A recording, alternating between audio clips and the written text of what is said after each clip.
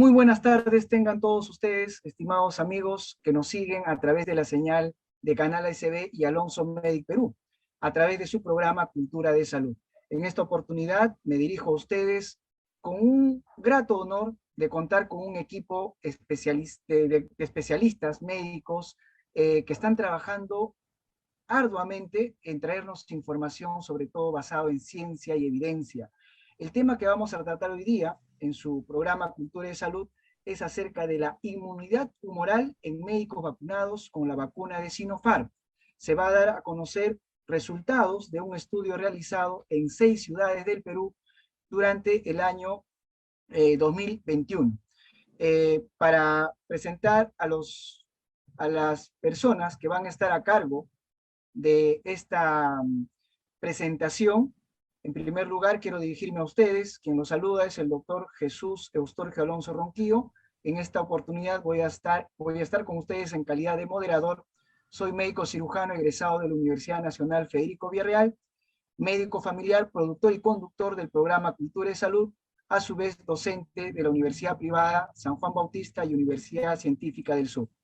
Tengo también el honor y la satisfacción de presentar en calidad de expositora a la doctora María Teresa Lopera Quintanilla, quien es médico cirujano egresada de la Universidad Nacional San Agustín de Arequipa, es nefróloga del Centro Nacional de Salud Renal de eSalud y a su vez docente universitaria con amplia experiencia, como por ejemplo en la Universidad Católica Santa María, quien va a ser nuestra expositora.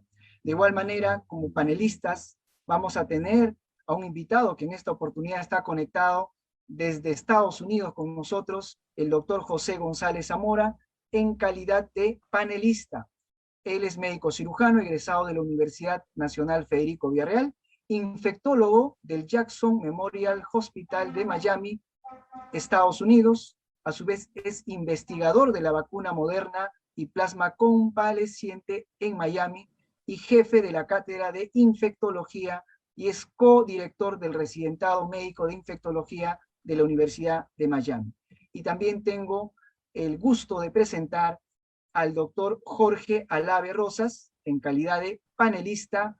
Él es médico cirujano egresado también de la Universidad Nacional Federico Villarreal, infectólogo de la clínica Good Hope, médico asistente del Departamento de Emergencia del Hospital Nacional Cayetano Heredia y docente de la Universidad Peruana Unión. Es un gusto tenerlos, doctores, esta tarde para compartir los resultados de los estudios que ustedes han realizado en nuestra población y seguro nos va a servir para extrapolar qué es lo que se viene avanzando en este tema de la vacunación. Voy a dar paso a la doctora María Teresa Lopera para que nos haga la respectiva exposición. Muy bien, doctora, tiene usted la palabra.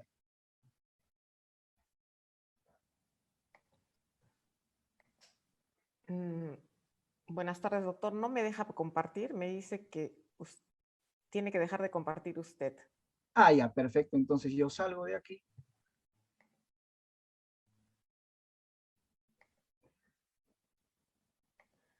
Muy bien, doctora. Ahora sí. Ahora sí. ¿Ya se puede ver? ¿Está cargando?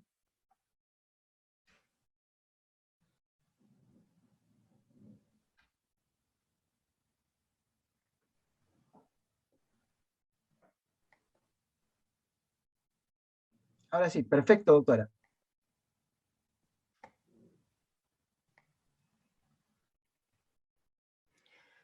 Listo, perfecto. Bueno, muy buenas tardes a todos. Muchas gracias, doctor Alonso, por permitirnos compartir los resultados preliminares del estudio que venimos realizando, porque son resultados preliminares, todavía el estudio no se ha cerrado. Y muchas gracias también al canal SD por permitirnos hacer esto.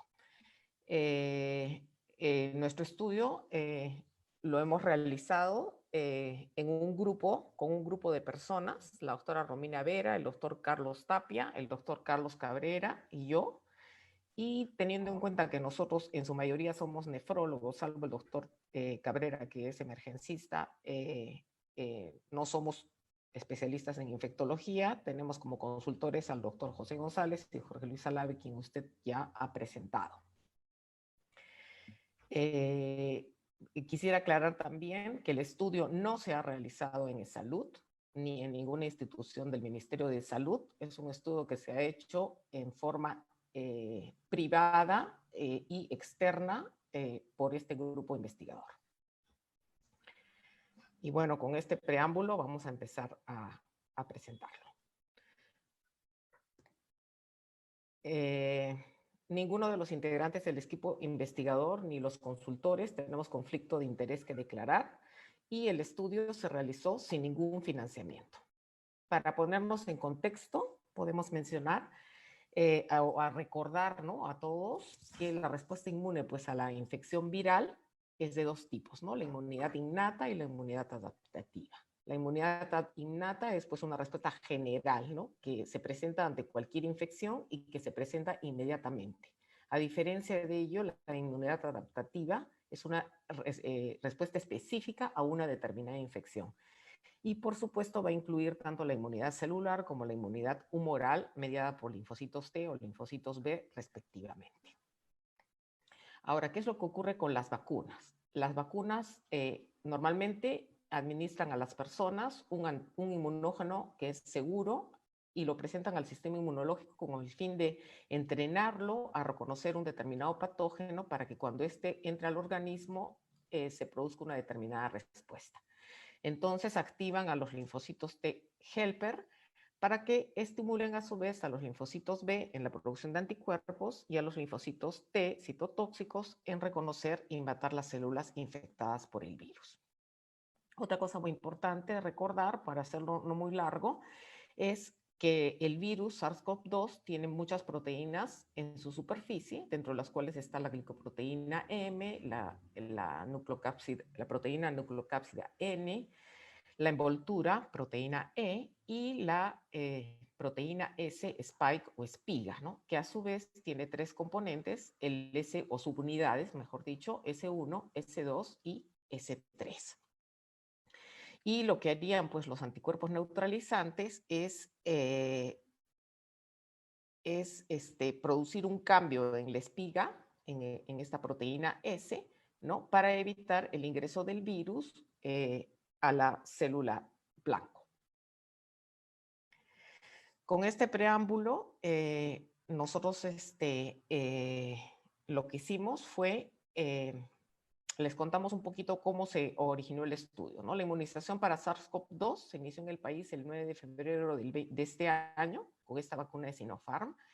Pero en el momento en que nosotros decidimos iniciar el estudio, investigamos y encontramos que la OMS reportaba en ese momento 4 vacunas en estudio fase 4 y 10 vacunas en estudio fase 3, dentro de las cuales se encontraba la vacuna de Sinopharm. Es decir, en el momento de que se inicia la vacunación, la vacuna de Sinopharm estaba en fase 3. Y esto se puede corroborar en la publicación del 20 de enero de la OMS, en la que podemos ver claramente que la vacuna de Sinopharm había presentado su dossier, o sea, la OMS había aceptado su dossier en diciembre del 2020 y en enero del 2021 estaba recién en evaluación y con una expectativa de ser aprobada en marzo del 2021, ¿no? Ahora sabemos que la vacuna ha sido aprobada en mayo del 2021. Eso no lo sabíamos en ese momento. Entonces, bajo este preámbulo, nuestro objetivo era determinar la frecuencia de aparición de títulos de anticuerpos S1, S2 y IgG contra SARS-CoV-2 luego de la vacunación con Sinopharm en médicos peruanos, como objetivo primario, y como objetivo secundario determinar pues, la asociación de las diferentes variables con la presencia o con los títulos de anticuerpos. Para ello, planteamos el desarrollo de un estudio transversal, observacional, descriptivo, que incluyera a médicos debidamente registrados en el Colegio Médico del Perú que fueron inmunizados contra la infección por SARS-CoV-2, la vacuna de Sinopharm, cepa de Beijing, y que cumplan con los criterios de inclusión y exclusión. Para ello, determinamos los criterios de inclusión, que tenía que ser un médico registrado en el CNP, haber recibido 2 dosis de la vacuna Sinopharm con 21 días de diferencia y haber consentido de forma voluntaria a participar en el estudio, ¿no? Excluimos a los médicos que habrían participado en el ensayo clínico fase 3, cepa de Beijing o Wuhan, no haber recibido las 2 dosis con 21 días de diferencia por alguna razón, que hubieran tenido un cuadro clínico o diagnóstico de COVID luego de la primera o la segunda dosis de la administración de la vacuna, esto también excluía a los participantes del estudio, y ausencia de datos críticos en el formulario de recolección de datos. El muestreo se hizo un muestreo no probabilístico por conveniencia y el N muestral que nosotros esperábamos para que el estudio pudiera ser extrapolable a la población general era 384 personas, ¿no? Entonces lo que hicimos fue realizar una invitación a participar en el estudio a los médicos del país a través de redes sociales. Se incluyeron las siguientes ciudades en el estudio: Lima, Arequipa, Chiclayo, Chimbote, Trujillo y Tacna. El consentimiento informado, los participantes lo recibieron por vía virtual, lo firmaron y lo devolvieron por vía virtual. Los datos de los participantes se recolectaron en formularios electrónicos. Ahora un poquito sobre la prueba que utilizamos. Sabemos muy bien que el gold estándar para la determinación cuantitativa de anticuerpos neutralizantes es la prueba de neutralización por reducción en placa, la PRNT. Sin embargo, como nosotros no contábamos con esta prueba, que es el gold estándar y lo que se debería utilizar en nuestro país, utilizamos la prueba de liazón SARS-CoV-2 S1-S2 IgG, que es una prueba que utiliza la quimioluminiscencia como método y que determina los títulos de anticuerpos IgG específicos contra la proteína S1-S2 del SARS-CoV-2. Esta prueba ha sido validada y aprobada por la FDA. Acá está el link a los que les interese conocerla. Y tiene una sensibilidad, especificidad y concordancia bastante altos, ¿no? Casi todos los valores bordean más de 95%, 98%, 97%. Entonces, esta es la prueba que decidimos utilizar por las características de la prueba y porque la teníamos a la mano en el momento que decidimos iniciar el estudio. Las variables que nosotros planteamos fueron las siguientes. Nuestra variable más importante, o la variable más importante del estudio, la variable dependiente, pues fue los títulos de anticuerpos S1, S2 y IgG contra SARS-CoV-2, y nosotros establecimos que el estudio se realizaría entre 2 semanas y 3 meses después de haber recibido la segunda dosis de la vacuna, mediante la prueba que ya mencioné, liazón SARS-CoV-2 S1, S2 y IgG. Esta es una prueba cuantitativa. Sin embargo, nosotros también lo utilizamos como variable cualitativa, determinando, de acuerdo a las instrucciones de la prueba, que una respuesta positiva era si es que el valor estaba por encima de 15 unidades por mililitro y negativa si es que el valor estaba por debajo de 15 unidades por mililitro. Y las variables independientes fueron todas estas las que estudiamos: edad, sexo, área laboral, básicamente COVID y no COVID, tiempo transcurrido entre la segunda dosis y el dosaje de anticuerpos, índice de masa corporal, comorbilidades en las que destacan hipertensión arterial, diabetes mellitus, inmunosupresión o alguna enfermedad autoinmune sin uso de inmunosupresores, y también la infección previa por SARS-CoV-2. Entonces, estas fueron todas las variables independientes que pasamos a analizar. El manejo estadístico de los datos se hizo de la siguiente manera. En este momento tenemos el resultado de 102 participantes. Se realizó la descripción de estas variables de estos participantes en un análisis univariado mediante medias, medianas, valores atípicos, distribución de datos y, cuando fue posible, un índice de confianza de 95%. Uy, perdón. Uy, disculpen. Uy.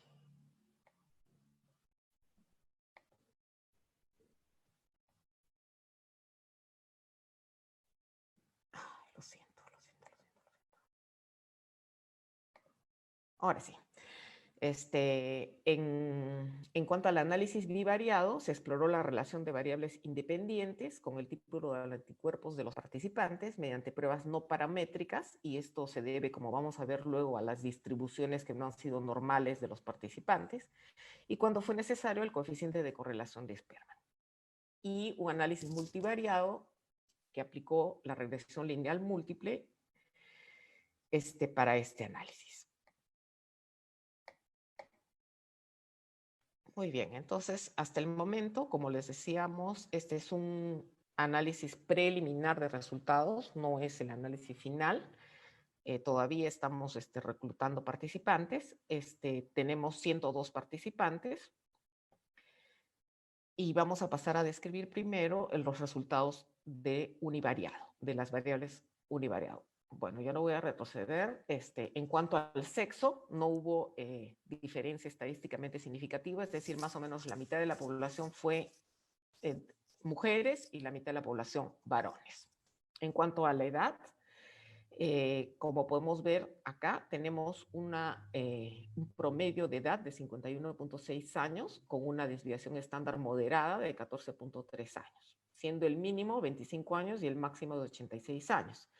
Pareciera que la distribución de las edades de los participantes siguiera una distribución normal. Sin embargo, no vemos una mayor cantidad de participantes alrededor de los 30, 40 años y entre los 60 y 65 años.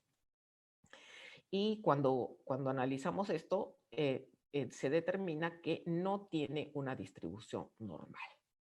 Entonces, esto es muy importante para el análisis posterior y la utilización de las pruebas no paramétricas en vez de las paramétricas.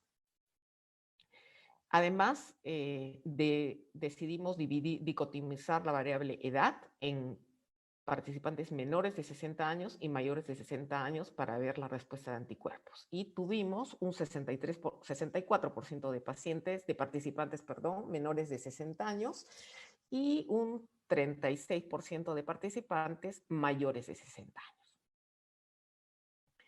En cuanto a la residencia, el 95% de participantes aproximadamente estuvieron localizados entre Lima y Arequipa, y hubieron muy pocos participantes de Chiclayo, Trujillo, Tacna, e incluso Chimbote no registró participantes.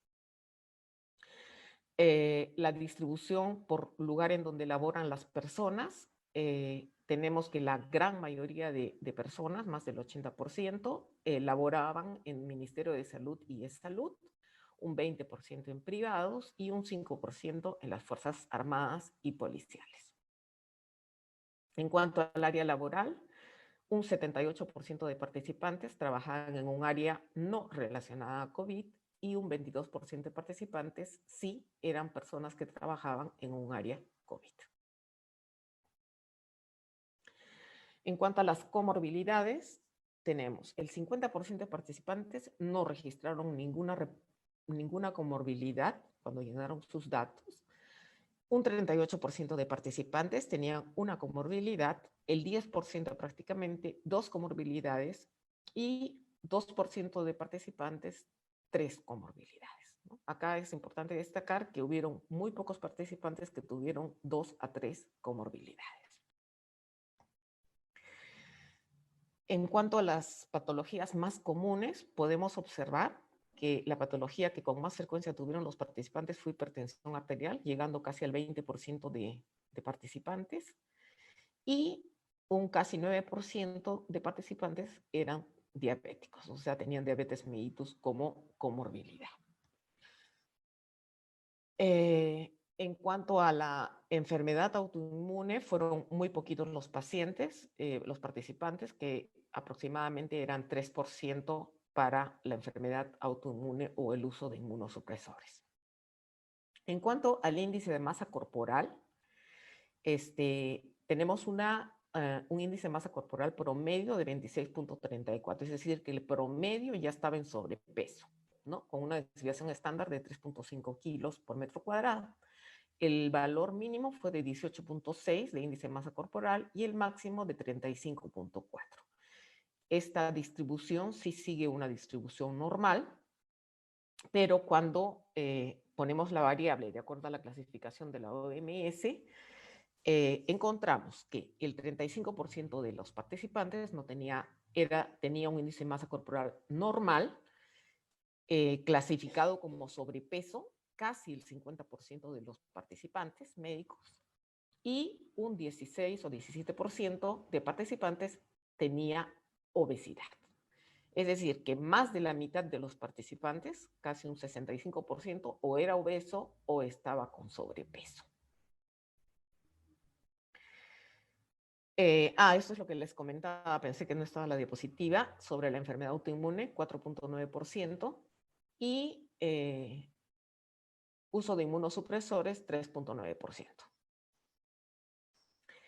En relación al antecedente de COVID previo, sí tuvimos muy pocos participantes que tuvieron COVID previo, lo cual después vamos a ver en el análisis bivariado lo que significa, pero solamente tuvimos 6 participantes de los 102, o sea, un 5.88% que tuvieron COVID previo a la vacunación y previo al dosaje de anticuerpos. El 94% no tuvo antecedentes de enfermedad. Y esta es nuestra variable más importante, que es el nivel de anticuerpos IgG, S1, S2. Y aquí podemos ver que el promedio de anticuerpos fue 67.3 unidades por mililitro. Pero fíjense que la desviación estándar es prácticamente igual que el promedio. Es decir, muy grande, muy elevada. Y eso quiere decir que tuvimos valores muy dispersos. Fíjense, el valor mínimo 3.8 y el valor máximo 400 unidades por mililitro. Si nosotros vemos la distribución, esta distribución definitivamente no es una distribución normal, y vemos que la mayoría de los participantes están tirados a la izquierda, es decir, que tenían anticuerpos por debajo de 100, prácticamente el 80% de los participantes, y muy pocos entre 100 y 200 y ya muchísimo menos el resto, ¿no?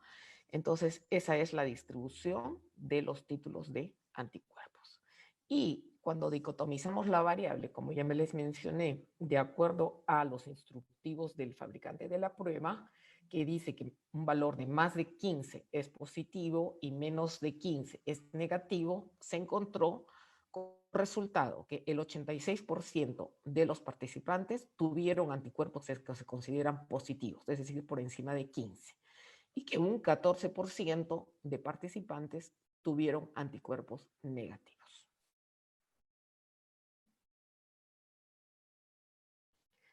En cuanto al tiempo, luego de la administración de la segunda dosis, es decir, el tiempo transcurrido entre la toma de muestra y la administración de la segunda dosis, tuvimos un promedio de 36 días, es decir, 36 días en promedio entre la segunda dosis y la toma de muestra de anticuerpos, con una desviación estándar de 13.5 días, un valor mínimo, o sea, el que más pronto fue a sacarse la muestra fue a los 19 días, y el valor máximo hasta el momento que hemos hecho el análisis o el corte, es 83 días. El grueso de los participantes, como pueden ver aquí, acudieron entre los 30 y los 40 días, ¿no? Entre los 20 y los 40 días, podríamos decir, ¿no? Que más o menos viene a ser a partir de la tercera, cuarta, quinta semana. Y creo que eso es todo lo que es el análisis univariado, y ahora vamos a entrar al análisis bivariado. En el análisis bivariado hemos relacionado el título de anticuerpos con la edad, ¿no? Y aquí visualmente también ustedes pueden apreciar que a menor edad aparentemente habría un mayor nivel de anticuerpos, el cual va cayendo a medida que avanza la edad. Y sí se encontró una correlación negativa débil entre el título de anticuerpos y la edad de los participantes, con un R menor de 0.35 y una P estadísticamente significativa. Es decir, que sí aparentemente habría una correlación a mayor edad, menor título de anticuerpos. Cuando nosotros hacemos esto mismo, pero habiendo dicotomizado la variable de mayores de 60 años y menores de 60 años, encontramos que los menores de 60 años tuvieron una media de anticuerpos de 45.76 unidades y los mayores de 60 años 45.76 y los menores de 60 años 79.32. ¿No? Es decir, que los más jóvenes tienen un nivel mayor de anticuerpos y fue estadísticamente significativo, con la P que ustedes pueden apreciar aquí. En cuanto al título de anticuerpos y sexo, como se puede ver ahí, los varones tuvieron un nivel de anticuerpos menor que las mujeres, 61.4 versus 73.8 de las mujeres, pero esta diferencia no tuvo diferencia significativa. En cuanto a la comorbilidad, aparentemente visualmente se parecería, ¿no?, que las personas o los participantes que no tienen comorbilidad podrían tener un nivel mayor de anticuerpos que los que tienen más comorbilidades, que son los que están en las cajitas de abajo. Y también aquí podemos ver, ¿no?, los que no tienen comorbilidad, su media 77, los que tienen una comorbilidad 65, los que tienen 2, 34 y los que tienen 23. Sin embargo, cuando se aplica la prueba estadística, esto no nos sale estadísticamente significativo. Y esto tal vez se deba a que, como ya mencioné hace un rato, la cantidad de participantes que tenían 2 o 3 comorbilidades eran muy pocos, ¿no? O sea, las casillas eran con valores muy bajos y probablemente eso hace que la diferencia no sea estadísticamente significativa. En cuanto al título de anticuerpos y diabetes mellitus e hipertensión arterial, vemos en el cuadrado de la izquierda tenemos diabetes mellitus. En los pacientes con diabetes tuvieron un nivel más bajo de anticuerpos que los que no tenían diabetes. Sin embargo, esto no alcanzó a tener significancia estadística. Fue menor, pero no fue significativo. En cambio, en los pacientes de hipertensión arterial sí hubo una mayor diferencia. Los hipertensos tuvieron 36.7 versus 74.9 los no hipertensos, y esto fue estadísticamente significativo. El título de anticuerpos y índice de masa corporal, ya claramente en el gráfico se puede apreciar que no había relación del título de anticuerpos con el índice de masa corporal, lo cual se corrobora con las pruebas estadísticas. Cuando se pone las variables como peso normal, índice de masa corporal normal, sobrepeso y obesidad, también aparentemente los que no eran obesos, es decir, los que tenían un índice de masa corporal normal, aparentemente tendrían un valor mayor que los que tenían sobrepeso o que eran obesos, ¿no? Sin embargo, esta diferencia no llega a ser significativa. Aquí también no lo hemos agregado, pero también comparamos los índices de masa corporal normal y juntamos a los obesos con los sobrepeso, y tampoco se encontró una diferencia estadísticamente significativa. En cuanto al título de anticuerpos y el área laboral, sí se encontró una gran diferencia. Fíjense, las personas que laboraban en el área COVID tenían una media de 104 unidades por mililitro, y los que no trabajaban en un área COVID, 58,19 unidades por mililitro, lo cual da una diferencia estadísticamente significativa. Y cuando vemos los que tuvieron antecedentes de COVID, igual, ¿no? Los que tuvieron antecedentes de COVID, la diferencia es mucho mayor. Tuvieron 187 unidades por mililitro de valores de anticuerpo como media y 59.8 los que no tuvieron COVID, lo cual también tiene una diferencia muy significativa. Y finalmente, el tiempo transcurrido entre el dosaje y la aplicación de la segunda dosis nos diría que no existe relación entre el tiempo. O sea, aparentemente, si uno, antes de hacer la prueba estadística, uno parecería observar, ¿no?, que mientras antes se ha tomado la muestra de anticuerpos, los valores son más altos, y a medida que pasa el tiempo, los valores son más bajos, ¿no? Miren, fíjense, por encima de los 50 días, los valores serían más bajos. Sin embargo, cuando se hace la prueba estadística, no se encuentra una relación y la P es no significativa.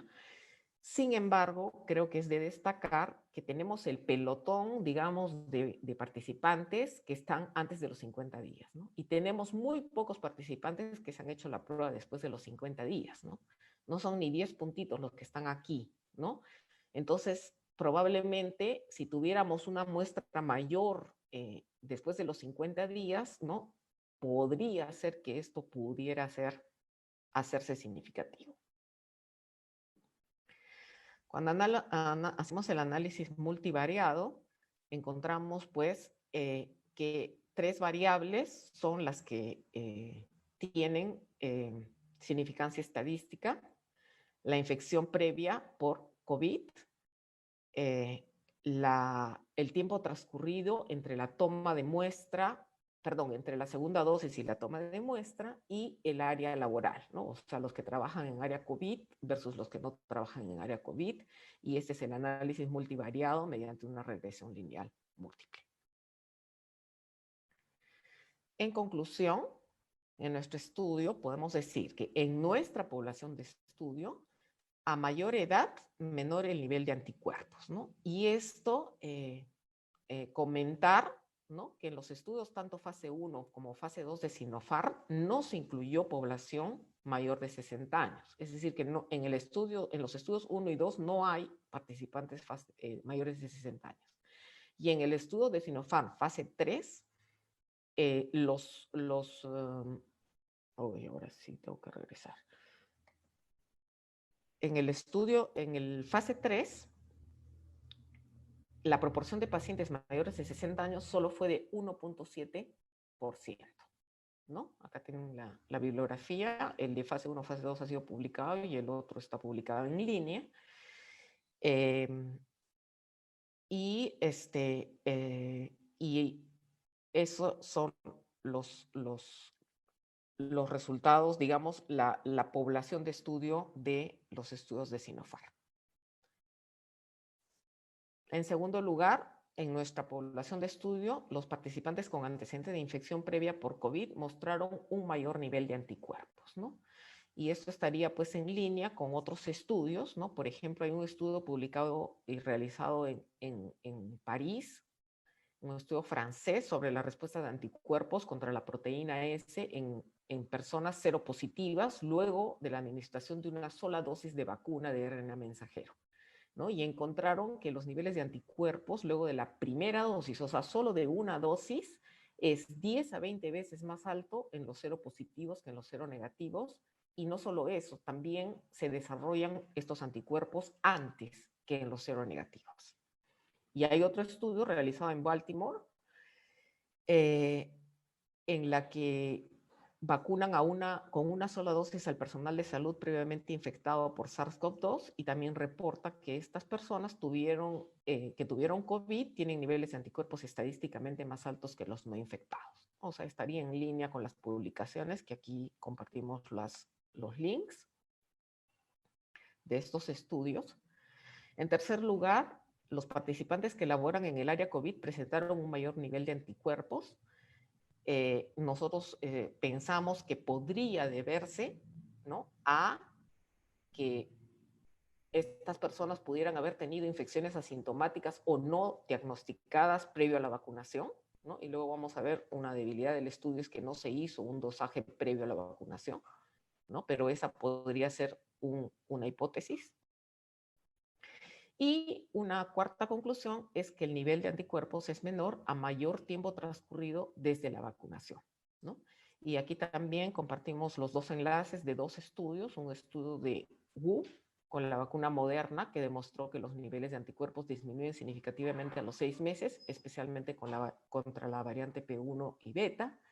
Y el estudio de Lugo que demostró que mediante un modelo matemático predictivo que existe una disminución de anticuerpos neutralizantes luego de 6 a 8 meses del régimen de la vacuna, ¿no? Y ahí están también los links para que ustedes lo puedan revisar.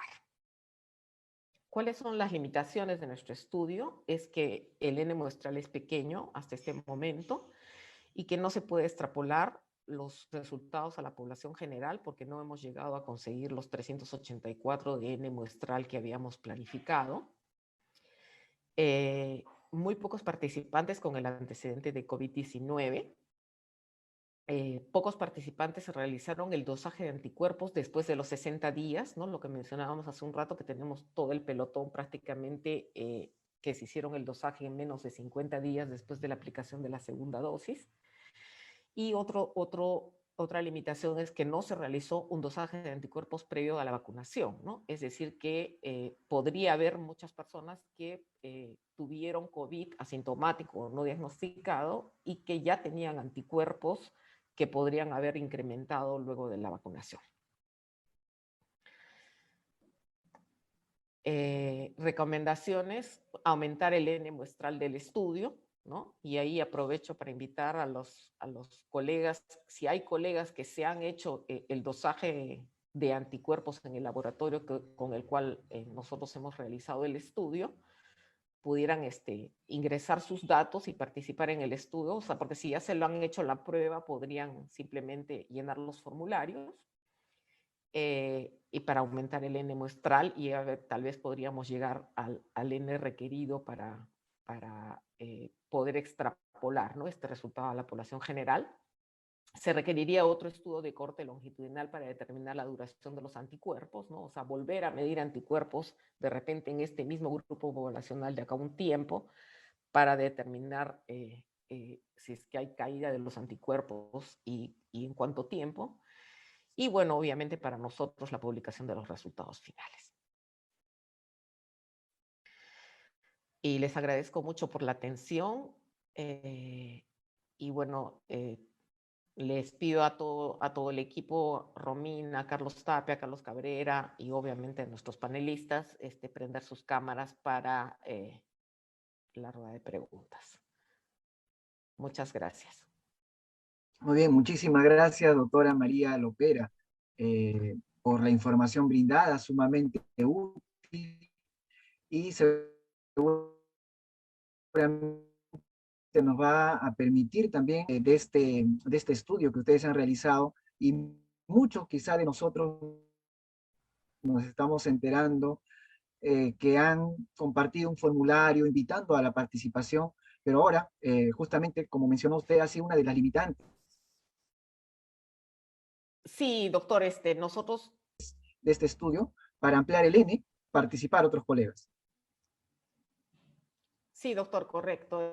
Nosotros le hemos compartido este formulario por redes sociales, como era la metodología del estudio, ¿no? Por Facebook, WhatsApp, y bueno, hemos tenido participantes, ¿no? Pero no lo que esperábamos y que podrías contribuir a extrapolar estos datos a la población general. Claro, obviamente si tenemos un mayor número de participantes, vamos a poder tener un estudio mucho más claro. ¿Hasta cuándo se proyectan ustedes, doctora, en hacer digamos, en la toma del N, posiblemente hasta cuándo han puesto el límite de fecha para poder de repente seguir participando en este estudio? Sí, era hasta 3 meses después de haberse colocado la segunda dosis, ¿no? O sea, todos los médicos que pudieran hacerse el examen de laboratorio hasta 3 meses después de haberse colocado la segunda dosis. Y en realidad hay muchos médicos que se han hecho la prueba, que ya la tienen la prueba, o sea, solamente es cuestión de que ingresen al formulario y ingresen sus datos, ¿no? Y tal vez también hay médicos que todavía están en el tiempo de los 3 meses y que podrían ir esta semana, por ejemplo, a hacerse la prueba si es que todavía están en los 3 meses de la segunda dosis. Perfecto, doctora. En todo caso, sería bueno volver a compartir de repente el enlace en el cual tienen el formulario, y si lo pueden hacer también a través de nuestras redes sociales, con mucho gusto, porque cuanto más participemos, le va a dar mayor realce al estudio que ustedes están haciendo. De que por sí, si no me equivoco, debe ser uno de o sea, debe ser el único estudio o uno de los pocos estudios que se están haciendo aquí en el Perú al respecto, ¿no?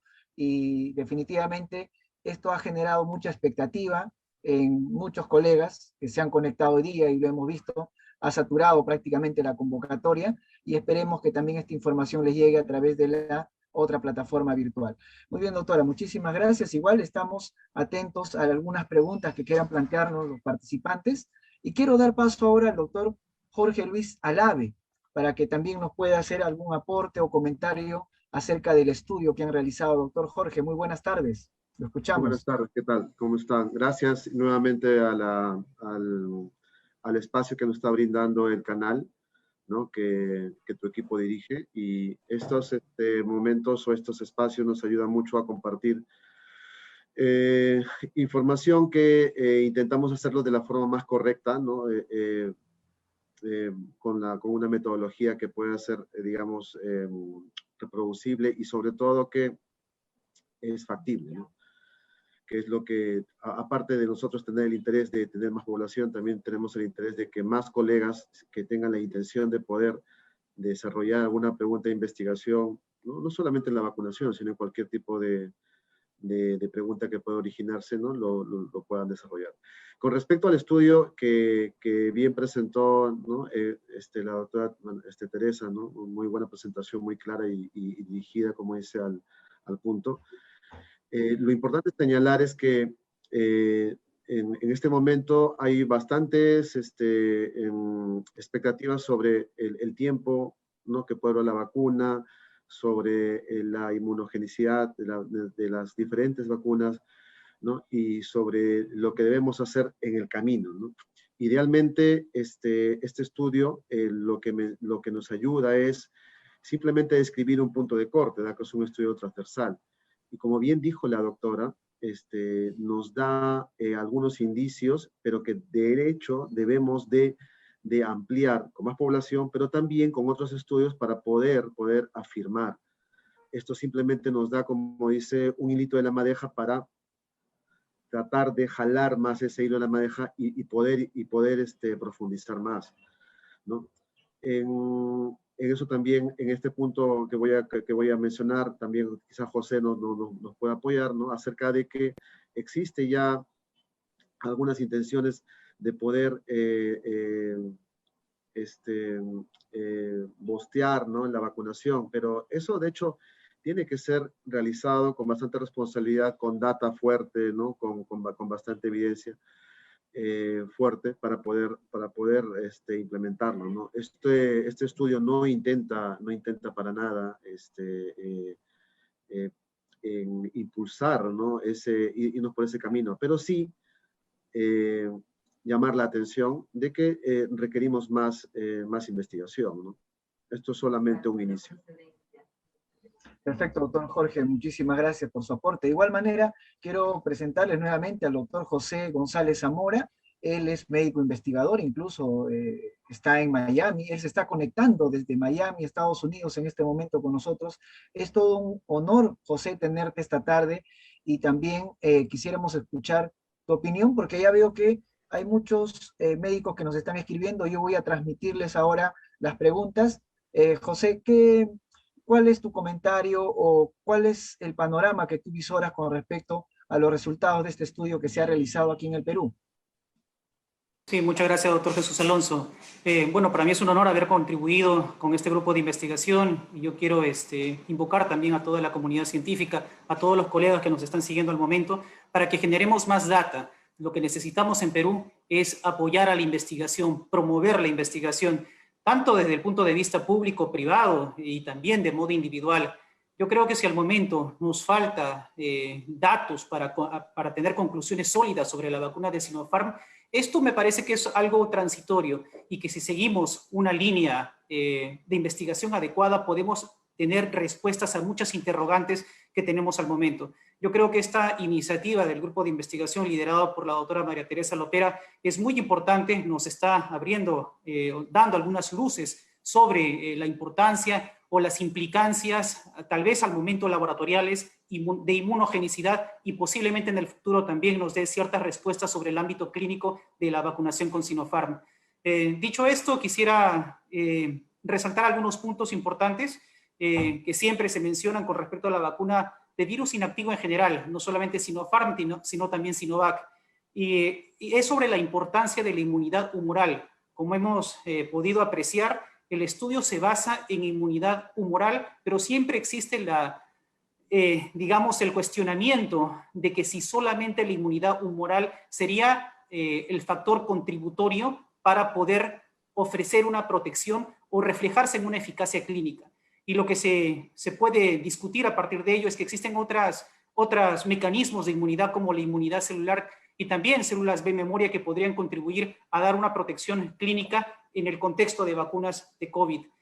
Pero yo quisiera resaltar el papel de la inmunidad humoral, porque la evidencia más sólida que tenemos al momento, y en general de vacunas COVID, es relacionado con la producción de anticuerpos neutralizantes. También sabemos que existe cierto papel de la inmunidad celular, pero no tenemos claro todavía en qué porcentaje contribuye a la eficacia clínica de las vacunas. Y si analizamos el tipo de vacuna utilizada, entonces vamos a ver muchas diferencias. Los estudios que tenemos al momento se basan principalmente en tecnologías nuevas, y me refiero con ello a vacunas de ARN mensajero y también que utilizan vector de adenovirus, tanto la vacuna de Oxford como la vacuna de Johnson & Johnson. Pero en cuestión de vacunas con virus inactivo no tenemos mayores evidencias de qué tipo de inmunidad sea la más adecuada o sea la que protege o que se refleje en eficacia clínica. Pero si analizamos los datos que tenemos de Sinopharm al momento, todos los ensayos clínicos realizados al momento se basan principalmente en el dosaje de anticuerpos, en inmunidad humoral. Y si revisamos la evidencia que tenemos al momento, tanto los ensayos clínicos fase 1 como fase 2, evaluaron a participantes jóvenes de 18 a 59 años, pero evaluaron principalmente la respuesta humoral. Y si vemos los datos que tenemos a nivel de respuesta celular, es muy pobre para la vacuna de Sinopharm. Y esto está reflejado en el ensayo clínico fase 1. Y tanto es así que en el ensayo clínico fase 2 dejaron de dosar por ELISpot las pruebas funcionales con células T. Así que al momento tenemos evidencia de que la inmunidad celular probablemente sea débil con la vacuna de Sinopharm. Y si analizamos los estudios ensayo clínico fase 3, vemos que uno de los objetivos exploratorios de la vacuna de Sinopharm fue evaluación de la inmunogenicidad, pero que se limitaron básicamente al estudio de la inmunidad humoral. Así que yo creo que no tenemos que quitarle protagonismo al momento a la inmunidad humoral, que se manifiesta como el principal factor que se ve reflejado en eficacia clínica. Y esto, últimamente tenemos una publicación al respecto, un artículo en la revista Nature nos dice que los niveles de anticuerpos, la serología y básicamente anticuerpos neutralizantes, y esto tal vez podríamos discutir de la metodología en alguna otra oportunidad, pero existe una correlación muy importante entre niveles de anticuerpos y eficacia clínica. Es así que en este artículo hicieron el análisis con el coeficiente de Pearson y se vio que el coeficiente de correlación es de aproximadamente 0.9, muy alto, y que la serología podría ser un marcador de eficacia clínica.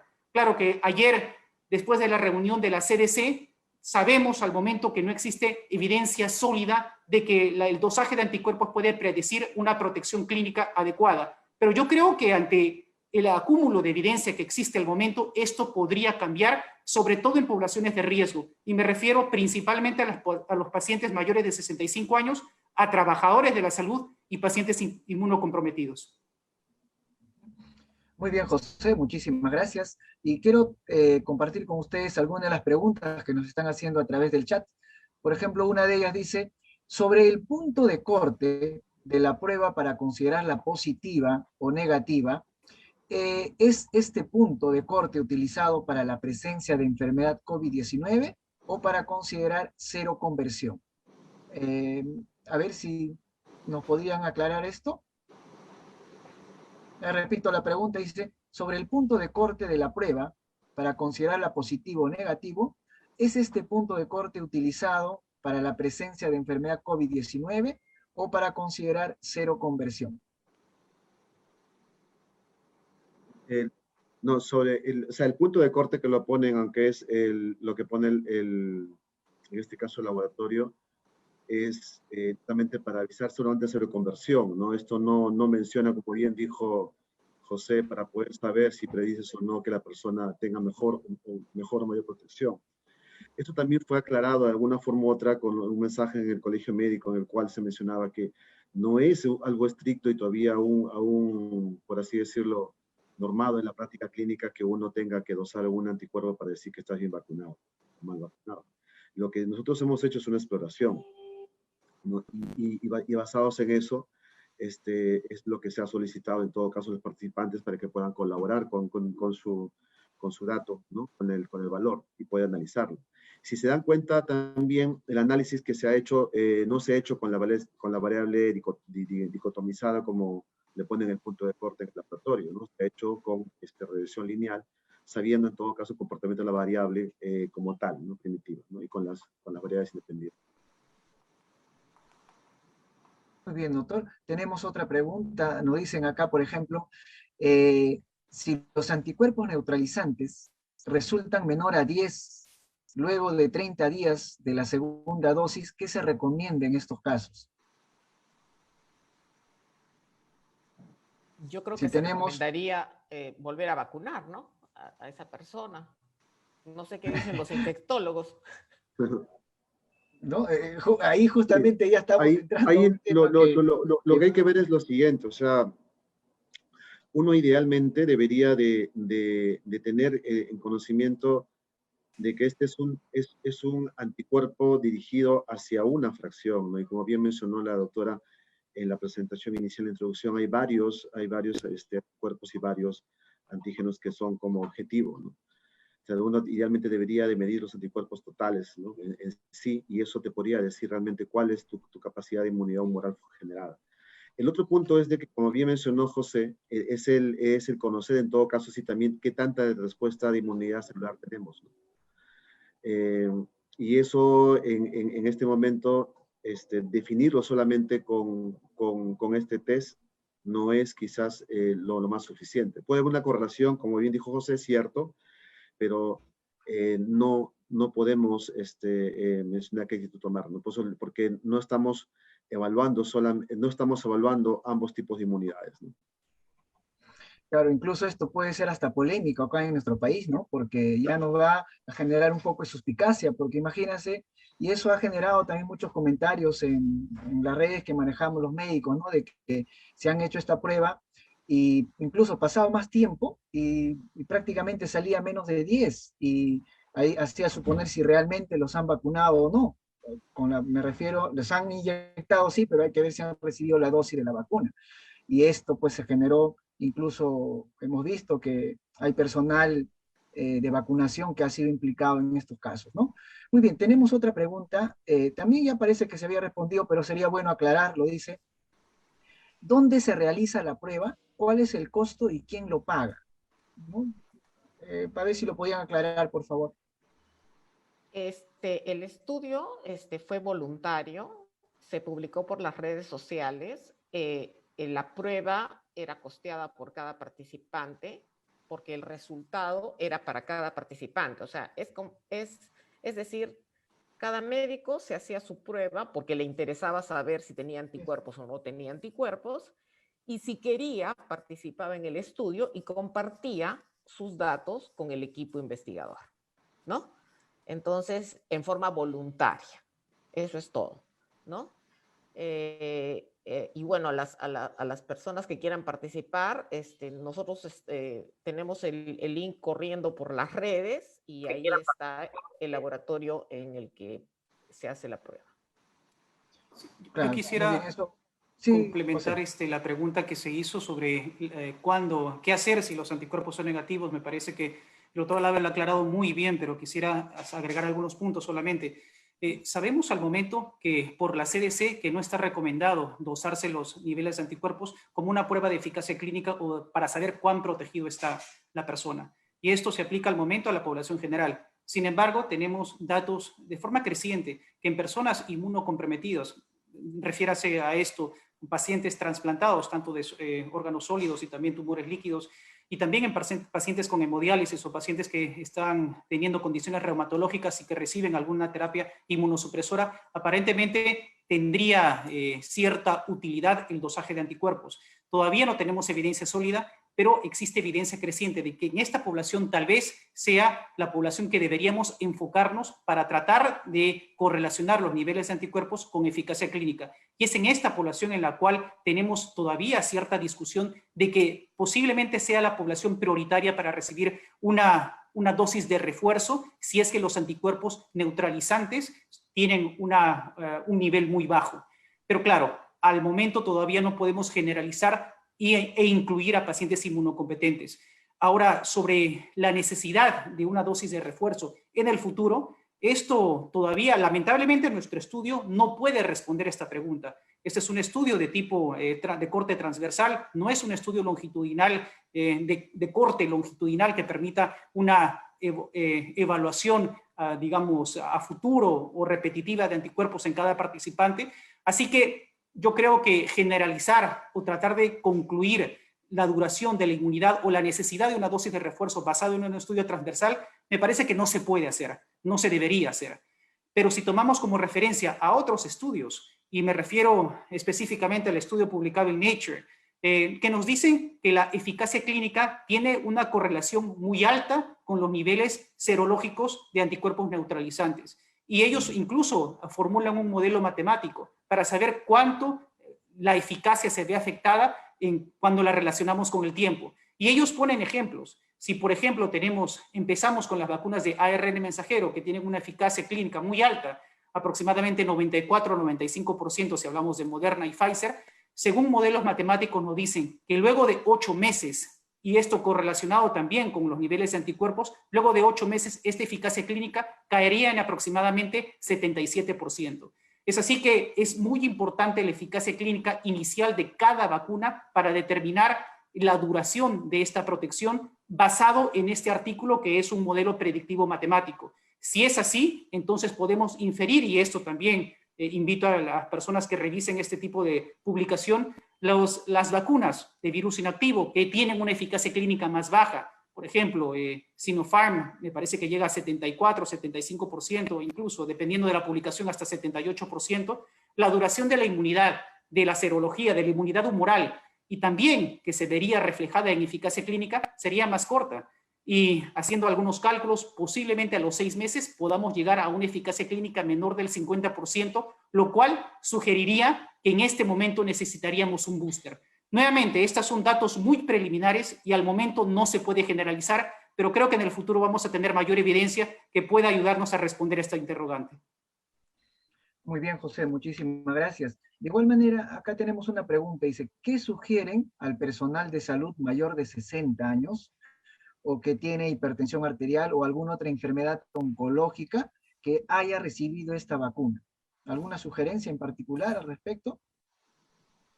Ahí hay una cosa muy particular, o sea, hasta, digamos, hace unos meses recién apareció el ensayo, el fase 3, ¿no? De Sinopharm, porque lo que antes teníamos solamente era el fase 1, fase 2, ¿no? Donde describían la inmunogenicidad de la vacuna con los tiempos hasta de 42 días, en los cuales encontraban que sí había una respuesta adecuada de inmunidad humoral, ¿no? de generación de anticuerpos neutralizantes. No estudiaron mucho, por así decirlo, lo que es inmunidad celular, ¿no? Aparentemente no ha habido quizás una buena respuesta. Pero cuando se sale el ensayo fase 3, en el cual sale el famoso valor que menciona José de 78%, ¿no? de eficacia clínica, hacen en la tabla de división de edades, ahí aparece qué porcentaje de población es la que tiene más de 60 años. Y en verdad no es mucha, ¿no? O sea, bordea el 1.7, el 1.8% de la población general. El resto de población son personas menores de 60 años. Por lo tanto, hablar acerca y afirmar algo, no se puede decir algo sin censo estricto, no qué hacer, ¿no? Lo que quizás debemos de ver es de que, si bien es cierto, combinando la evidencia que menciona José acerca de los tiempos, ¿no? Estos modelos matemáticos que están saliendo cada vez más para predecir qué tiempo duran las vacunas, es posible que ya con la evidencia se pueda sugerir, ¿no? la posibilidad de un bosteo. Y ahí viene una disyuntiva, ¿no? ¿Qué vacuna se va a utilizar para el famoso bosteo? Eso es bastante discutible. Ahora, como bien todos saben, en las noticias ha aparecido que Emiratos Árabes está sugiriendo una tercera dosis con la vacuna de Pfizer, un país donde se ha aplicado un buen porcentaje de personas vacunadas con Sinopharm. Sobre ese punto realmente no se conoce mucho sobre, como bien dijo José, qué hacer con el bosteo para virus inactivados, ¿no? Mientras que la evidencia cada vez es un poco más acumulándose y más fuerte, bueno, no fuerte, mucho se va fortaleciendo acerca de dar una tercera dosis en vacunas de ARN mensajero, es decir, en Moderna y en Pfizer. Cada vez pareciera que hay más evidencia de que sí tendría utilidad y eficacia dar una tercera dosis. Pero en este momento no tenemos realmente tanta certeza con la evidencia disponible de dar la tercera dosis con Pfizer o Moderna, y tampoco lo tenemos para Sinopharm. Lo más probable, en mi punto de vista, apreciando los estudios, sobre todo el ensayo de Sinopharm, es que probablemente que se pueda requerir una tercera dosis. Pero todavía no lo podemos afirmar. Y este estudio no lo puede afirmar. Es como una reunión que tenemos de analizar la bibliografía actual, ¿no? En función de los datos que hemos encontrado acá, pero no podemos afirmar que este estudio nos pueda avalar eso. Muy si bien. me permite, Jesús Alonso, quisiera complementar lo que dice el doctor Olave. Muy importante qué hacer con las personas mayores. Y hay que destacar que la vacuna de Sinopharm, lamentablemente, es una vacuna que tiene un ensayo clínico fase 3 que bueno, los números aparecen como muy alentadores, mayor del 50% de eficacia clínica, mayor del punto de corte establecido por la FDA y con un seguimiento muy aceptable que nos dice que es una vacuna segura. Lamentablemente, si desglosamos los datos, vemos que la población mayor de 60 años es aproximadamente 1.7% de la población general incluida o enrolada en este estudio. Y si analizamos también los datos de sexo, el 84% de las personas incluidas en la fase 3 del ensayo clínico son varones. Tampoco tenemos datos suficientes para extrapolarlos a población femenina. Y lo mismo pasa con comorbilidades. Hay que destacar que la edad promedio de estos pacientes incluidos en el ensayo clínico fase 3 de Sinopharm es de 37 años. Podemos inferir que las comorbilidades son prácticamente inexistentes en este grupo. Así que es muy difícil extrapolar estos datos y aplicarlos a ciertas poblaciones de riesgo. Es por eso que si leemos la aprobación de emergencia de la OMS, ellos conscientes de este tipo de limitación, hacen un pronunciamiento y nos dicen que para personas mayores de 65 años no tenemos eficacia o evidencia clínica suficiente. Sin embargo, no tienen razones para pensar de que este grupo de población sería distinta al tipo de población más joven.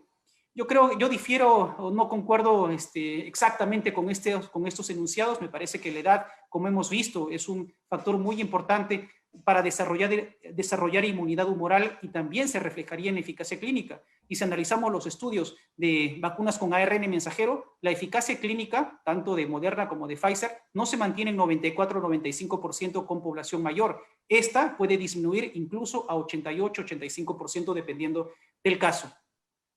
Ahora, una de los acápites muy importantes también es que no tenemos mucha evidencia de las vacunas de virus inactivo en cuanto a sus beneficios, no solamente limitándonos a eficacia clínica, llámese prevenir infección sintomática.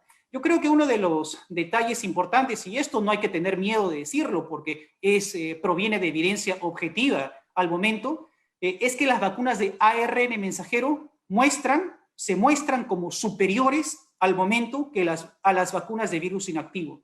Y esto lo vemos en el mundo real, tanto en ensayo clínico como en el mundo real. Ya los ensayos clínicos de las vacunas de ARN mensajero y de adenovirus muestran reducción, y esto es muy importante a nivel de pandemia, reducción de transmisión, de propagación, infección asintomática y contagios en general, lo cual no se ha visto al momento o no se ha analizado, no se ha evaluado con las vacunas de virus inactivo.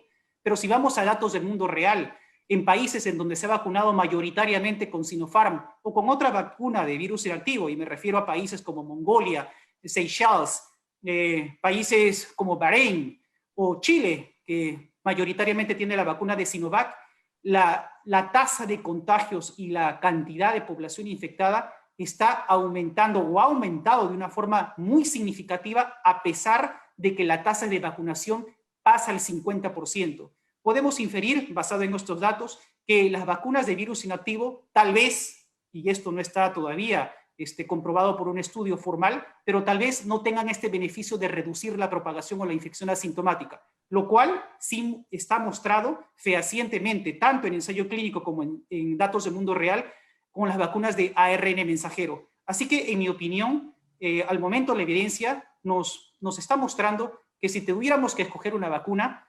la mejor sería las vacunas de tecnología nueva, llámese ARN mensajero. Ajá. Muy bien, José. De igual manera, estamos recibiendo preguntas a través del Facebook y hay preguntas que se asemejan, digamos, en el contenido y puedo concluir en una de ellas, ¿no? Donde dice, por ejemplo, entonces los vacunados con Sinopharm, podríamos decir que la duración de la inmunidad sería más corta y necesitaríamos una vacuna de refuerzo o ¿cómo podríamos concluir esta parte, José? Sí, lamentablemente, tengo que repetirlo una vez más, no tenemos evidencia suficiente para decir eso, que pacientes que han recibido vacuna de virus inactivo necesitarían un refuerzo de una manera más pronta comparado de repente con otros grupos poblacionales que reciben otra tecnología. Simplemente tenemos al momento modelos matemáticos que nos ayudan a predecir, pero eso tiene que ser corroborado con ensayos clínicos, de efectividad y estudios de corte longitudinal que nos permitan definir exactamente cuánto la eficacia clínica va a caer a través del tiempo.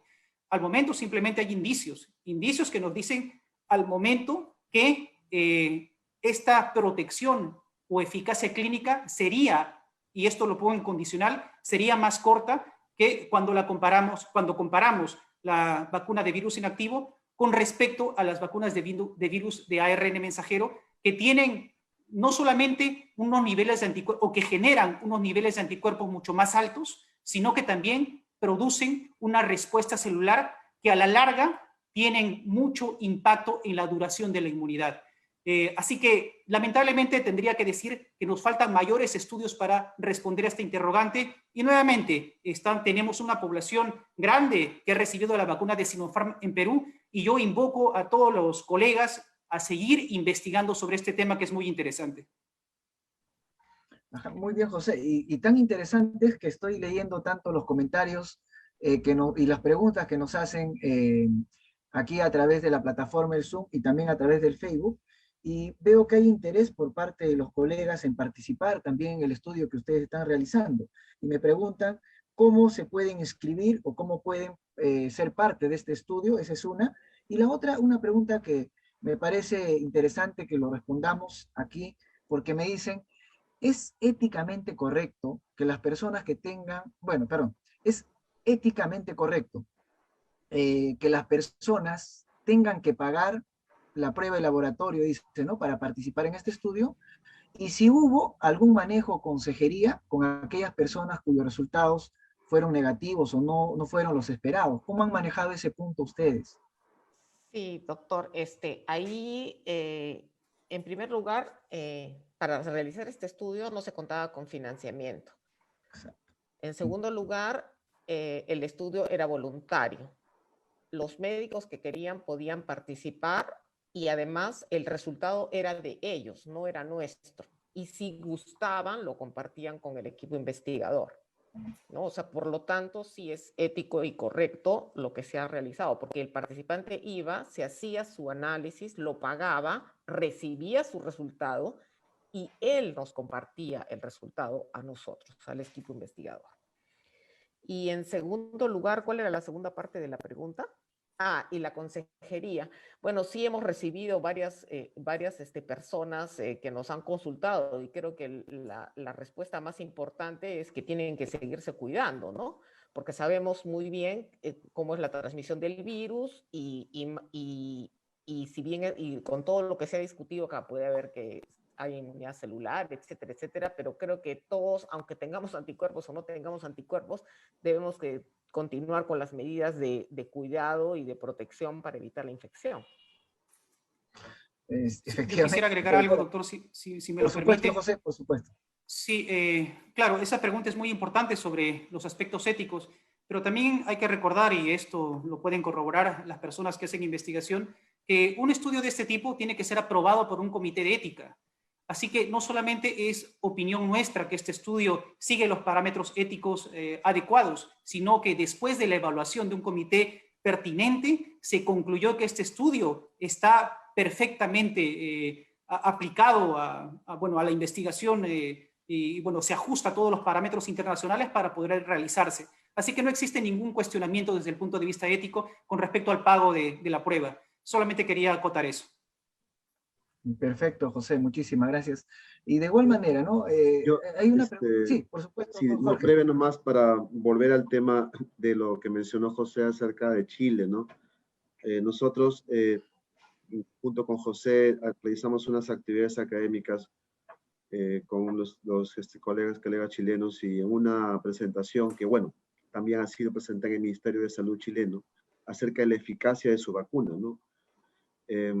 Y ellos en el contexto real, mejor dicho, efectividad de la vacuna, encontraron que su tasa de pacientes sintomáticos fue de 77%, de Sinovac, no Sinopharm, ellos no son Sinopharm, de Sinovac.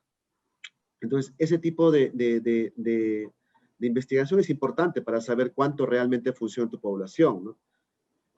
Deberíamos también, imagino yo también que este ministerio está presentando los datos también acerca de cuánto en el contexto real funciona o cuál es la eficiencia de la vacuna, ¿no? en el contexto peruano, ¿no? Para saber el porcentaje, así como lo determinó en este caso Chile, que fue 67%. Y lógicamente su eficacia posterior a hospitalizaciones y hasta ingresos a UCIs es superior al 80%.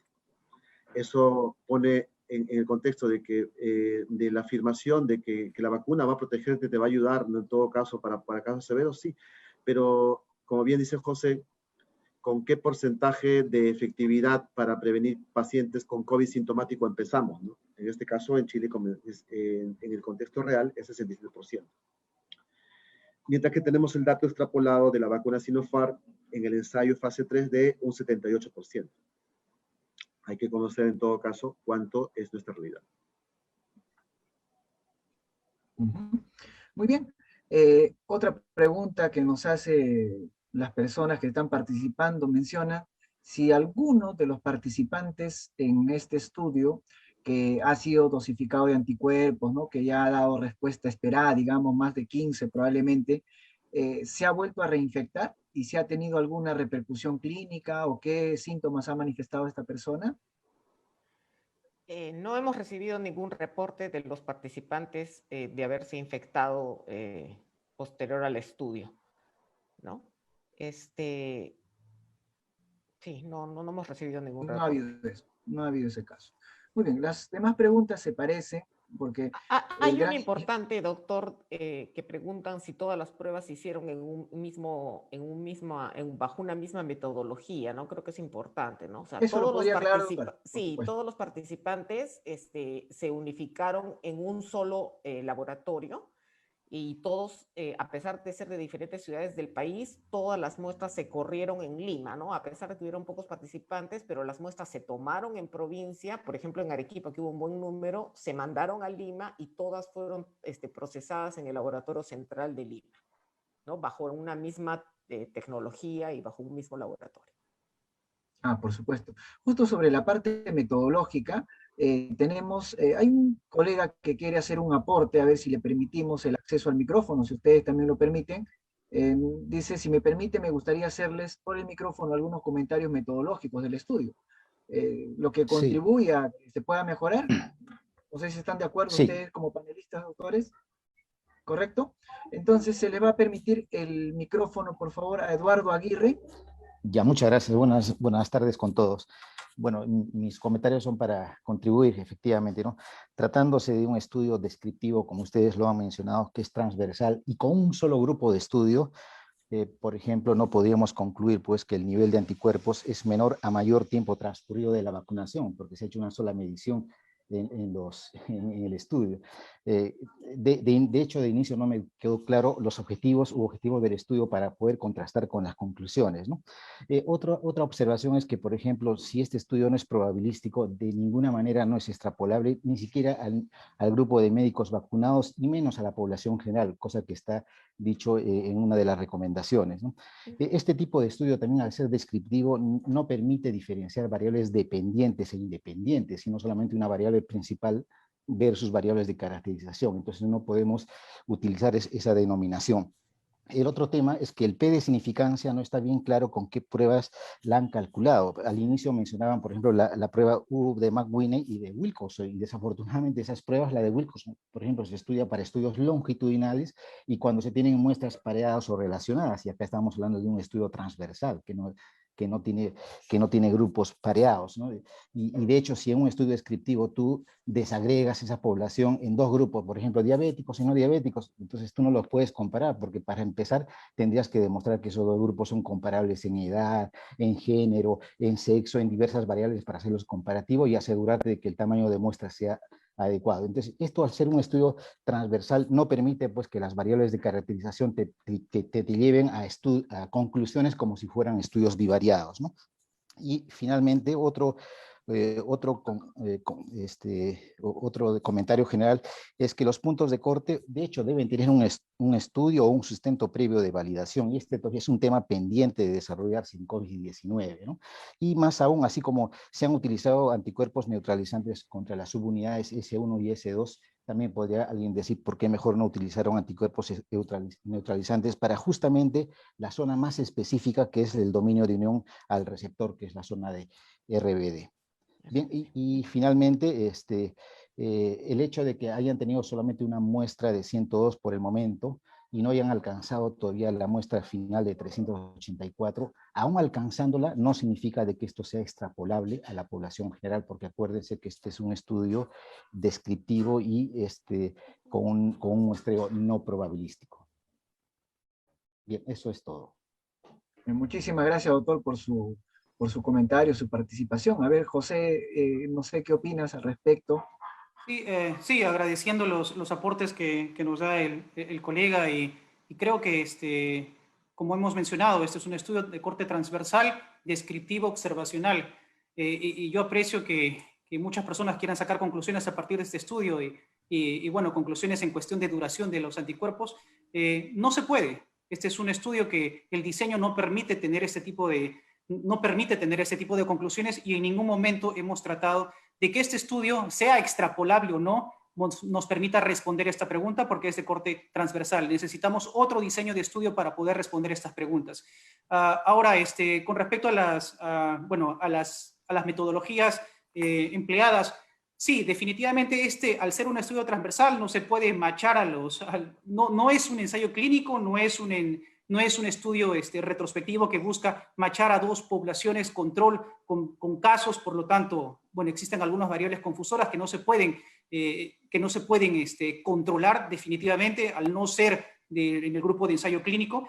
No se aplica propensity score y bueno, lo único que se puede hacer bajo esta perspectiva es buscar a factores de asociación.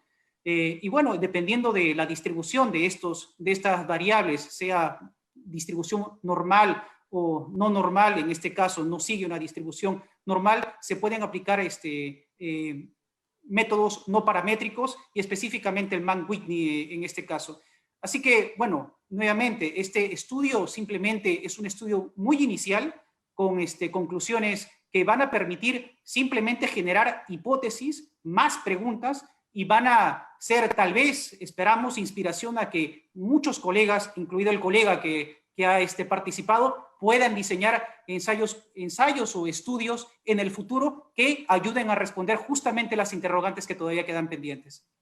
Una cosita más, José, con respecto de no haber utilizado el RBD, en vez del anti-HS1S2. Eso fue porque cuando nosotros empezamos a hacer el estudio, buscamos a los laboratorios para que tenían la prueba, y en ese momento ningún laboratorio tenía RBD.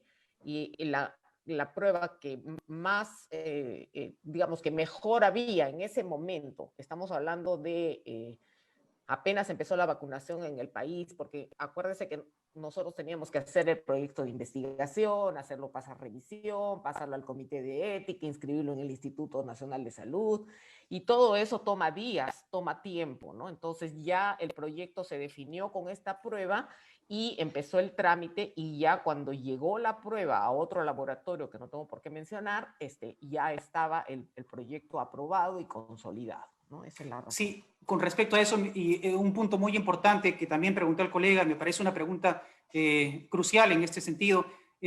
Bueno, en cuestión de los anticuerpos, existen varios anticuerpos y varias metodologías, no solamente la metodología de CLIA para aislar, medirlos, cuantificar los anticuerpos S1, S2. Y lo que dice el colega es cierto. Tal vez la prueba que tenga una mayor precisión es aquella que va dirigida contra el dominio RBD de la proteína espiga. Y para ello tenemos múltiples metodologías que permiten evaluar esto, como la tecnología no solamente de CLIA, sino también la de ELISA. Creo que al momento existe un laboratorio que está haciendo la prueba de GPAS, que está dirigida contra el dominio RBD.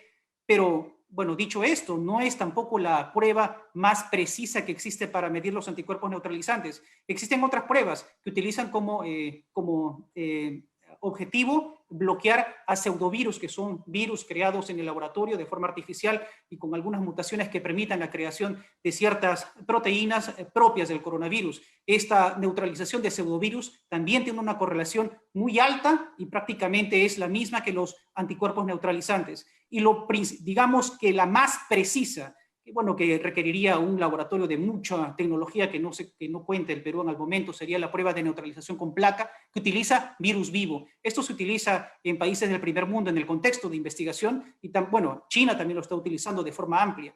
Al momento esto no se podría aplicar en Perú, pero también hay que destacar que existe una correlación, y esto lo sabemos por estudios no solamente de vacunas, sino también de estudios que se realizan en los ensayos clínicos de plasma de convaleciente y las aprobaciones que dio la FDA para determinar cuánto anticuerpo neutralizante tienen los pacientes que han tenido infección por COVID y ahora querían donar su plasma del convaleciente. Y para ello se utilizó el método cuantitativo CLIA para la proteína espiga, pero con teniendo como objetivo S1, S2. Y basado en esto se estableció un punto de corte. Claro que no es definido, no es definitivo, pero existe una correlación muy alta que pasa el 95%. Muy bien, José. Otro punto que debemos de ver también si queremos ver inmunogenicidad, como ya lo hemos repetido muchas veces, es hacer estudios de ver los PBNC, así como muy parecido que se hace, por ejemplo, para el IGRA, para tuberculosis, que tú enfrentas antígenos, ¿no?, hacia los PBNC del paciente, ¿no?, las células mononucleares.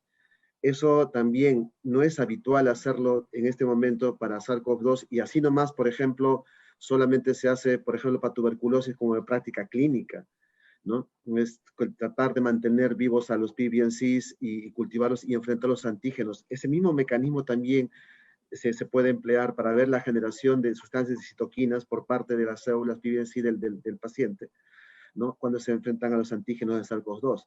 Ese tipo también de afrontación para ver cuánta respuesta inmunológica tiene tampoco se hace comúnmente.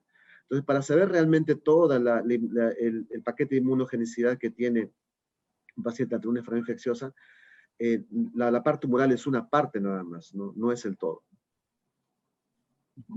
Muy bien, muchísimas gracias, doctor Jorge, igual por su participación. Y tenemos una última pregunta que acá, por ejemplo, nos menciona, ya que en el Perú no solamente se ha venido aplicando Sinopharm, sino nos dice, por ejemplo, ¿sería conveniente ahora determinar los niveles de anticuerpos en pacientes que recibieron vacuna Pfizer tomados con la misma prueba para luego comparar con los de Sinopharm de este trabajo? Incluso nos dice, ¿no?, veo que ya hay más interés, dice, tal vez los familiares de los médicos podrían incluirse, colaborando así y ampliarse el estudio o hacer un estudio paralelo. ¿Qué opinión les merece eso? Sí, esto es lo que justamente sería fantástico, ¿no? Hacer un estudio de los mismos anticuerpos en el mismo lugar y en las personas que se han vacunado con Pfizer, ¿no? Sí, justamente José, lo estábamos comentando ayer, ¿no? Sí. Así es, doctora. Sí, yo creo que sería una investigación sencilla, claro, que tampoco no, nuevamente con las limitaciones del caso, un estudio tal vez un tipo transversal que permita comparar de forma cuantitativa los valores de pacientes vacunados o participantes vacunados con Pfizer versus con los vacunados con vacunas inactivas, con Sinopharm. Tenemos cierta evidencia de que si comparamos los niveles de estas dos vacunas, más o menos la de Pfizer tendría, y si aplicamos esto, de repente si extrapolamos, más o menos los niveles serían 4 veces más altos que las vacunas de virus inactivo. Pero nuevamente, son evidencias muy incipientes y yo creo que ameritaría más estudio al respecto. Espero que se pueda hacer, si no es nuestro grupo, invito nuevamente a otros grupos que puedan desarrollar este tipo, y si es en colaboración, un estudio conjunto entre otros grupos y nosotros, nosotros encantados de participar en ello. Perfecto, José. Y finalmente, por el interés que se ha desarrollado con respecto al tema en sí, hay muchos que me están escribiendo a través del Facebook, incluso por WhatsApp, y también lo han puesto acá en los que han podido ingresar al Zoom. Nos dice si es que hay algún número telefónico o probablemente algún correo electrónico al cual, por ejemplo, puedan compartirlo ustedes y las personas pueden hacer alguna coordinación directa con ustedes. No sé si de repente lo pueden compartir acá por el Zoom y ellos ya se pueden conectar con ustedes a través del correo electrónico o un número telefónico. Muy bien, la doctora me parece que en este momento está ya digitando para que lo tengan presente. Y ahí está, ahí figura ya el número telefónico. Y lo que quiero pedir, por favor, es a alguno de los participantes del auditorio en general, una opinión acerca de qué le ha parecido esta presentación de resultados, qué expectativas ha generado en usted este tipo de eventos, y obviamente lo que nos ha motivado a todos es el interés por la investigación, que aquí en el Perú, así investigadores independientes como la doctora María Teresa, como el doctor Jorge Luis, y ahora con el apoyo también de José González, porque el nivel, por ejemplo, de investigación que hay en otros países, considerando a José, que es investigador del Hospital de Miami, o de Jackson, ¿no? De Jackson y de la Universidad de Miami, están pues prácticamente a otro nivel, cuentan con mucho más recursos, prácticamente la investigación allá es el pan de cada día, como decimos, y aquí en el Perú, pocos que hacen el esfuerzo incluso tienen más limitaciones, y para eso tenemos que contribuir. Por eso me gustaría escuchar voluntariamente a alguien que en este momento está conectado con nosotros, que le vamos a dar la opción de aperturar el micrófono y nos haga un comentario al respecto. De manera libre, por favor. ¿Algún comentario? O en todo caso, al azar puedo elegir, a ver, el doctor Carlos Cabrera, veo que está conectado en este momento, doctor, con respeto, no sé si nos podría dar alguna opinión. De igual manera, ahora sí veo que ha levantado la mano el doctor Edgar. El doctor Cabrera es parte del equipo investigador. Es parte del equipo. Tiene que O en todo escoger a caso, otro. a ver si lo escuchamos, por favor, doctor. Y aprovechamos, doctor, para decirle que ahí en el chat se ha colgado ya la invitación con el link para participar en el estudio, y también están los teléfonos de todos los investigadores, ¿no? De la doctora Romina Vera, el doctor Carlos Tapia Serpa y el doctor Carlos Cabrero Valle, que son el equipo. Perfecto, el doctor Carlos Cabrera es parte del equipo, entonces. Veo que tiene levantada la mano el doctor Edgar G. A ver, puede activar su micrófono, doctor. Con mucho gusto, lo escuchamos. Muchas gracias. Mire, quien habla es un médico patólogo, trabajo en la ciudad de Puno, Perú.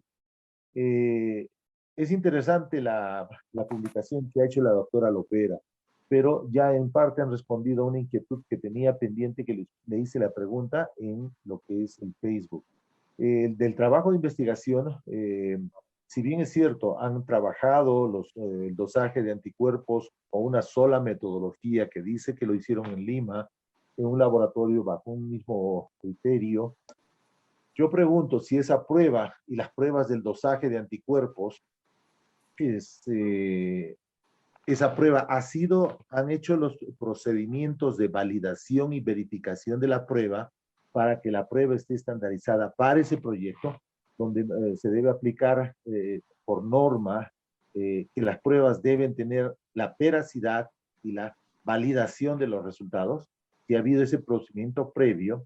Y respecto al dosaje de los anticuerpos, sabemos muy bien con reportes internacionales, incluso de la CDC, de que esta prueba todavía no está estandarizada.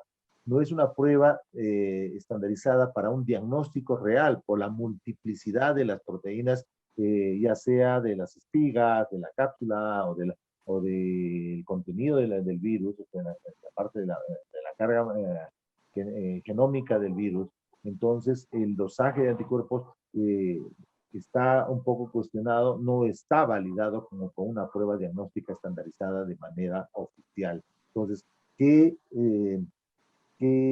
procedimientos han hecho para controlar esas variables? Me gustaría saber como patólogo que soy. Gracias.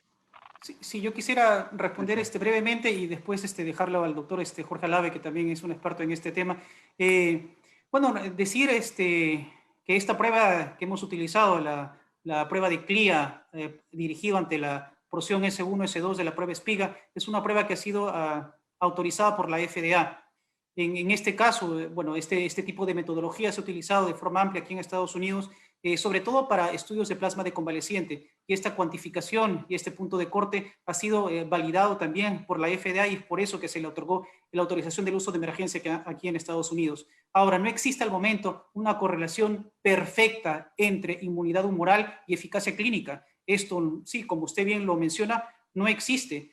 Pero también hay que destacar que para las vacunas de virus inactivo existe muy poca evidencia, no solamente de inmunidad humoral, sino también de inmunidad celular y también de eficacia clínica. Es por eso que necesitamos construir data, así sea data incipiente, pero necesitamos mayor data al respecto. Y con respecto a qué otro tipo de inmunidad se podría generar, nuevamente existe el cuestionamiento de que los niveles de anticuerpos, la inmunidad humoral, tal vez no sería del todo responsable de la protección o responsable de la eficacia clínica.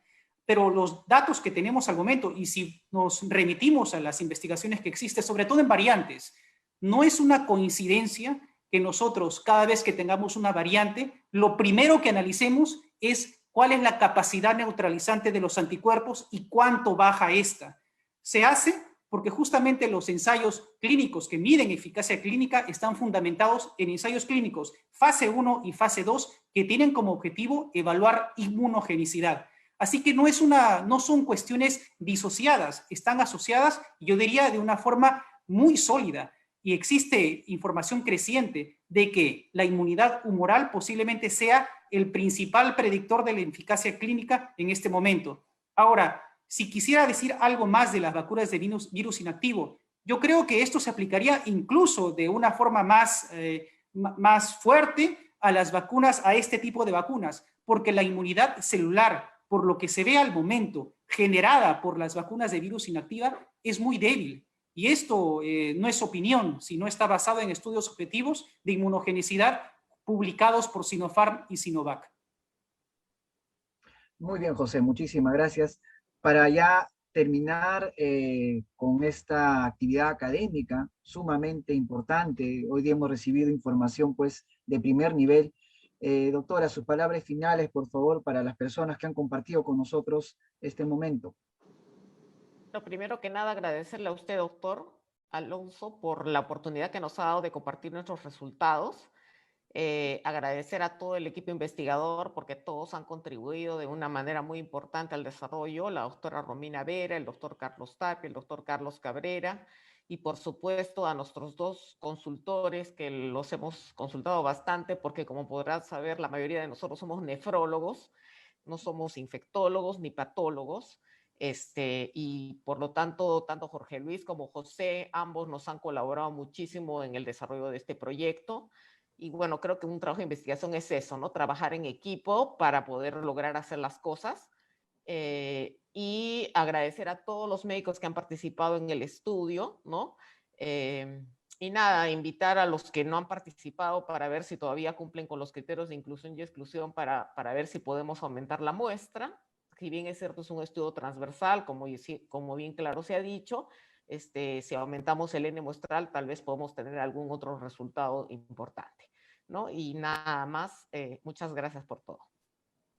Gracias, doctora. De igual manera, doctor Jorge Luis, sus palabras finales, por favor. No, muchas gracias por el espacio, ¿no? Estos espacios, cuanto más masivos sea mejor, ¿no? Es lo que normalmente se hace, por ejemplo, cuando somos residentes o estamos en una discusión de un caso o una discusión de un artículo, ¿no? Se tiene que escuchar y en el debate es donde nace quizás alguna nueva idea o se aclaran puntos que quedan a veces un poco en el aire, ¿no?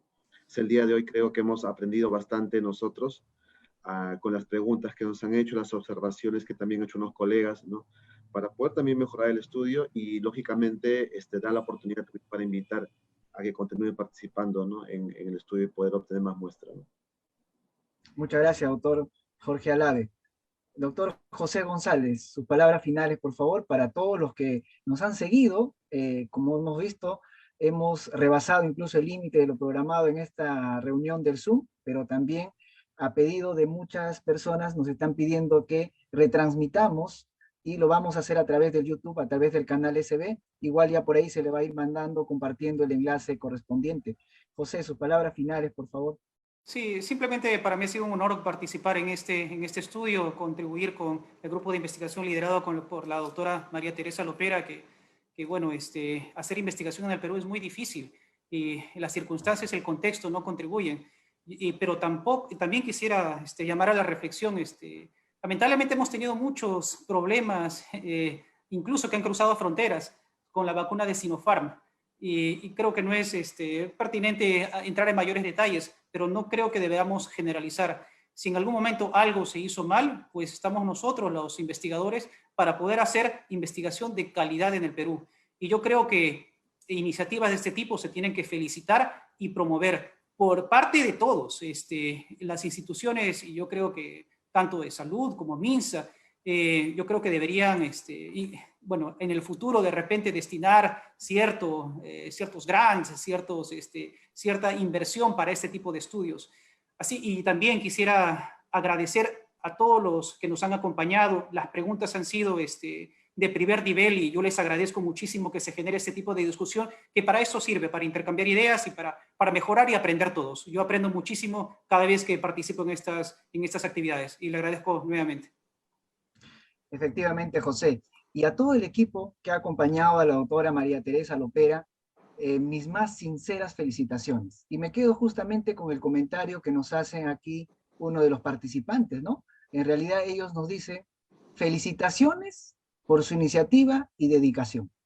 Prácticamente, doctora, y a todo el equipo que lo ha acompañado, han tenido la iniciativa, a pesar de, como bien claro lo han dicho, las limitaciones que puede haber, y más que todo aquí en el Perú, cuando se hace investigación, pues aquellos que nos hemos sumergido alguna vez a esta aventura, hemos visto que no es fácil.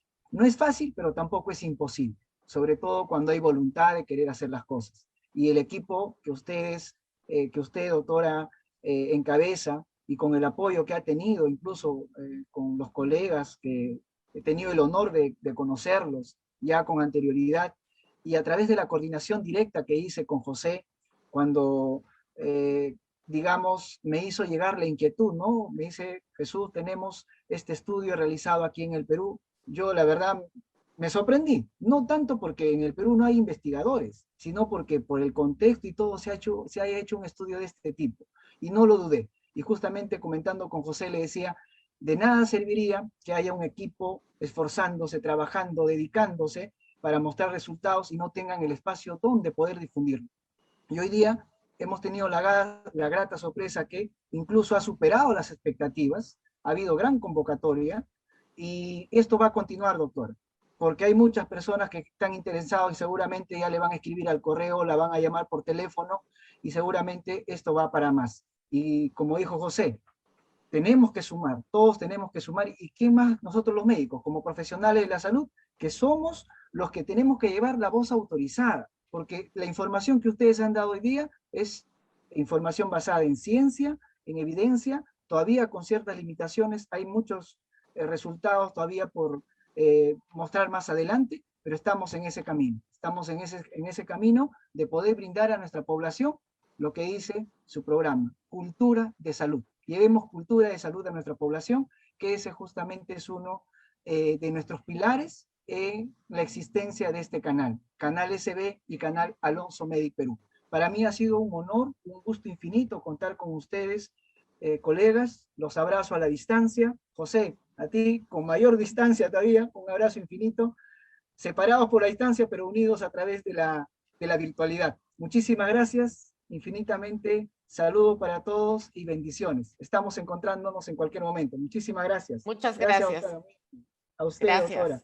Gracias. Siga adelante, por favor, y compártanos lo que sigue avanzando usted. Muchísimas gracias. Muchas gracias. Nos despedimos. Hasta luego. Gracias. A ustedes, Gracias muy a amable. todos. Doctor Jorge, Muchas cuídese gracias. mucho. Doctor José, cuídese. Doctor Carlos Cabrera también. Y a todos los que han participado con nosotros.